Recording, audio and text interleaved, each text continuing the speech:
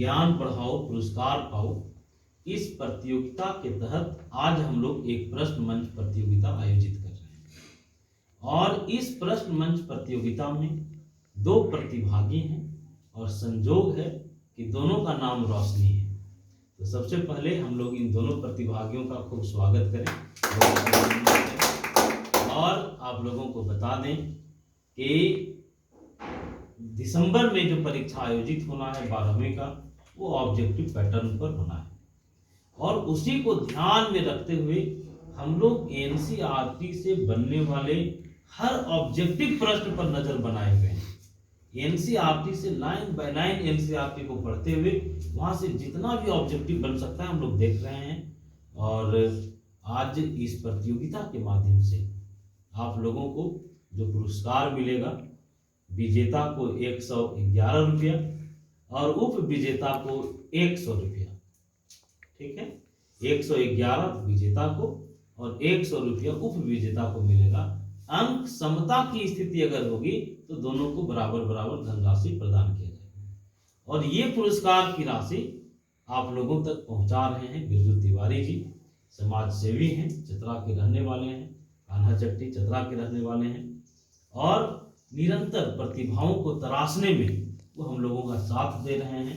तो सबसे पहले हम लोग अभिनंदन करें तिवारी जी का भी हम लोग अभिनंदन करें कि उनकी इस सोच का भी हम लोग अभिनंदन करें कि प्रतिभाओं को आगे बढ़ाने में वो सहयोग कर रहे हैं।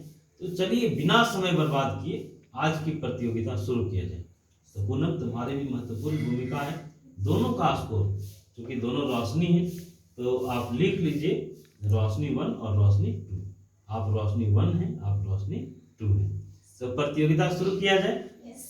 अच्छा, पहला प्रश्न आपसे है, बताइए an inquiry into the nature and causes of the wealth of nation, ये पुस्तक कब लिखा गया?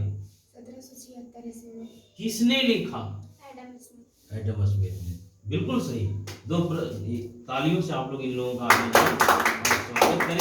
और चलिए आप लोग भी बताएं, an inquiry into the nature and causes of wealth of nation, ये किताब कब लिखा गया? 1776 में। किसके द्वारा लिखा गया? एडम स्मिथ के द्वारा लिखा गया। चलिए दूसरा प्रश्न, दोनों दूसरा प्रश्न के लिए तैयार हैं? दूसरा प्रश्न है आपसे, अर्थशास्त्र में आवश्यकता विहीनता का सिद्धांत किसने दिया? जेके मेहता ने दिया। बिल्कुल सही, बहुत सुंदर। चलिए अगला प्रश्न आपसे है, जल्दी से बताइए। सबसे पहले अर्थशास्त्र को व्यष्टि और समष्टि के रूप में किस अर्थशास्त्री ने विभाजित किया? रैगनार फ्रेस्ट। वाह, बहुत अच्छा। चलिए आप लोगों से भी प्रश्न है कि सबसे पहले अर्थशास्त्र को व्यष्टि और समष्टि में कौन विभाजित किया? जोर से बोलिए, रैगनार फ्रेस्ट। वाह, बहुत अच्छा। चलिए अगला प्रश्न आपसे है, रैगनार फ्रेस्ट ने अर्थशास्त्र को व्यष्टि और समष्टि में कब विभाजित किया? 1933। बहुत अच्छा, बहुत सुंदर स्वागत है। चलिए अगला प्रश्न आपसे है, अर्थशास्त्र नामक पुस्तक के लेखक कौन है? कौटिल्य चाणक्य। बहुत सुंदर। तो आप लोग भी बता सकते हैं अर्थशास्त्र नामक किताब के लेखक कौन है? कौटिल्य चाणक्य। तो कितना प्रश्न हो गया दोनों से? 3 क्वेश्चन हो गया। चलिए चौथा प्रश्न है, जहां 6 अर्थशास्त्री होते हैं, आपसे ध्यान से सुनिएगा प्रश्न, जहां 6 अर्थशास्त्री होते हैं वहां 7 मत होते हैं। अर्थशास्त्र की परिभाषा के संदर्भ में यह कथन किसका है? श्रीमती बारबारा बुटन का कथन है और बिल्कुल सही जवाब है। चलिए आपसे रोशनी सवाल है, बताइएगा आप, अर्थशास्त्र को अनेक उद्देश्यों और वैकल्पिक उपयोग वाले दुर्लभ साधनों के संबंध में मानव व्यवहार का अध्ययन किसने माना? Lord Robins. वाह, बहुत अच्छा, रॉबिन्स ने माना। बिल्कुल सही।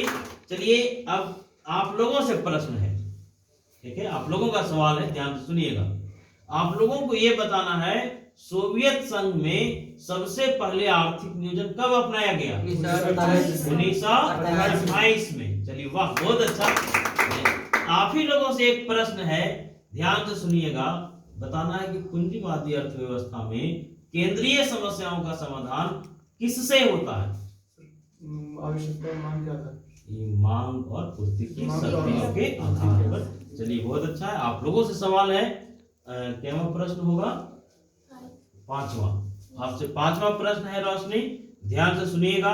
अर्थशास्त्र को रोजगार एवं जीवन स्तर को प्रभावित करने वाले तत्वों का अध्ययन किसने माना? बेनहम ने माना। वाह बहुत अच्छा है। अच्छा, एक बात बताइए, आप लोगों से जहां से भी प्रश्न पूछा जा रहा है आप लोग पूरे आत्मविश्वास के साथ जवाब दे देते हैं। कैसे तैयारी कैसे करते हैं? इतनी चीजों को आप लोग याद कैसे कर ले रहे हैं?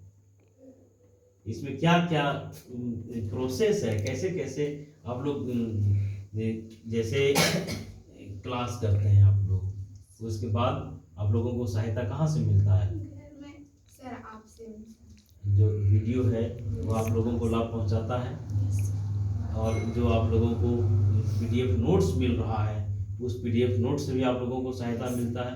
तो इसी तरह से हम लोगों को भेजे गए सारे नोट्स को बहुत बारीकी से सरसरी निगाह से देख जाना है ना? और एग्जाम तक हम लोगों को कंटिन्यू देखते रहना है, लगातार कई कई राउंड हम लोगों को दोहराते रहना है। चलिए अगला प्रश्न आपसे है। प्रश्न सुनिएगा। एडम स्मिथ एवं उनके अनुयायियों को क्या कहा जाता है? Option they. ऑप्शन ए है प्रतिष्ठित अर्थशास्त्री, ऑप्शन बी प्रकृतिवादी अर्थशास्त्री, ऑप्शन सी कल्याणवादी अर्थशास्त्री, ऑप्शन डी वणिकवादी अर्थशास्त्री। प्रतिष्ठित अर्थशास्त्री। वाह बहुत सुंदर, सही जवाब है। और हमको लगता है कि कितना प्रश्न हो गया? पांच प्रश्न हो चुका है। चलिए छठा प्रश्न आपसे है, बताइएगा। अर्थशास्त्र की भौतिक कल्याण संबंधी परिभाषा के कटु आलोचक कौन थे? रॉबिन्स सही जवाब है, बहुत अच्छा। चलिए आपसे प्रश्न है, रॉबिन्स ने अर्थशास्त्र में किसके अध्ययन को प्रमुखता दी? दुर्लभता को या चयन को? बहुत सुंदर, सही जवाब है। चलिए अब आप लोगों से प्रश्न है, ध्यान से सुनिएगा। रॉबिन्स ने अर्थशास्त्र को माना, ऑप्शन ए वास्तविक विज्ञान, ऑप्शन बी आदर्श विज्ञान, ए और बी दोनों, इनमें से कोई नहीं। वास्तविक विज्ञान। चलिए बहुत अच्छा, सही जवाब है। रॉबिन्स ने अर्थशास्त्र को माना वास्तविक विज्ञान। चलिए आपसे प्रश्न है, प्रश्न सुनिएगा। अर्थशास्त्र को आदर्श विज्ञान किसने नहीं माना? रॉबिन्स ने नहीं माना। चलिए सही है। आपसे प्रश्न है, बताइए अर्थशास्त्र का कार्य अनुसंधान एवं व्याख्या करना है, न कि समर्थन अथवा निंदा करना। यह विचार किसने दिया? रॉबिन्स ने दिया। वाह बहुत सुंदर, बहुत बढ़िया। चलिए अगला प्रश्न है, किसके अनुसार, आपसे प्रश्न है, किसके अनुसार अर्थशास्त्र मानव कल्याण का विज्ञान है? मार्शल सही है, बिल्कुल सही। और बताइए अर्थशास्त्र के जनक का नाम बताइए। बहुत सुंदर, एडम स्मिथ। बताइए किसने कहा? आपसे प्रश्न है, और पुनः आप स्कोर बताते जाइएगा। अभी तक 8 प्रश्न हो गया है, और दोनों में अंक समता की स्थिति है, दोनों इक्वल मार्क्स लेके आए हैं। चलिए आपसे प्रश्न है, किसने कहा कि अर्थशास्त्र धन का विज्ञान है?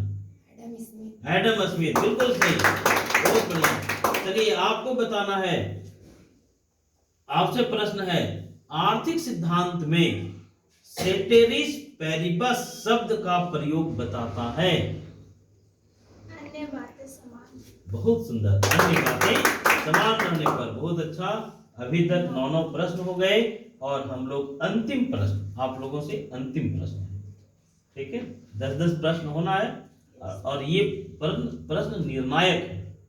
कौन जीतते हैं ये इससे पता चलेगा, या अंक समता की स्थिति रहती है, देखा जाए। चलिए अगला प्रश्न है, प्रिंसिपल ऑफ इकोनॉमिक्स कब और किसने लिखा? ऑप्शन ए अल्फ्रेड मार्शल ने 1890 में, रॉबिन्स ने 1932 में, कीन्स ने 1936 में, एडम स्मिथ 1890 में। अल्फ्रेड मार्शल ने कब? 1990 में। चलिए ये गलत है। आप आधा सही जानकारी दिए हैं। प्रिंसिपल ऑफ इकोनॉमिक्स ये किताब मार्शल ने लिखा, बिल्कुल सही है। और इसके लिए ये किताब पब्लिश हुआ 1890 में। आप 1990 बोले है ना। तो चलिए ध्यान रखना है। अब आपसे प्रश्न है, nature and significance of economic science किसने और कब लिखा? Sir option. Option A Robins 1932 में, अल्फ्रेड मार्शल 1932 में, केन्स 1936 में, एडम स्मिथ 1776 में।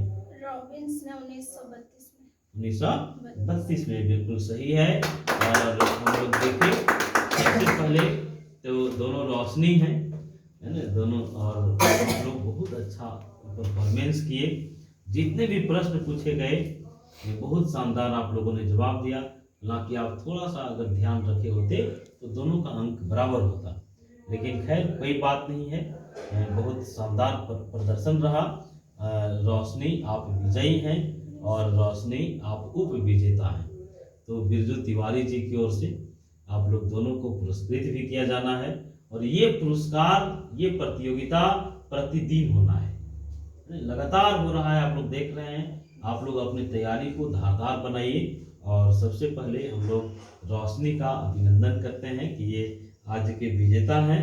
और आप लोगों को बताया गया था कि विजेता को मिलेगा 111 रुपया। इस धनराशि का प्रयोग आप अपने पढ़ाई में करें। ठीक है। और उप विजेता चलिए बहुत आशीर्वाद है, आगे बढ़िए और आपको 100 रुपया मिलेगा। बहुत अभिनंदन। और बैठिए। एक सूचना है, ध्यान से सुना जाए। कल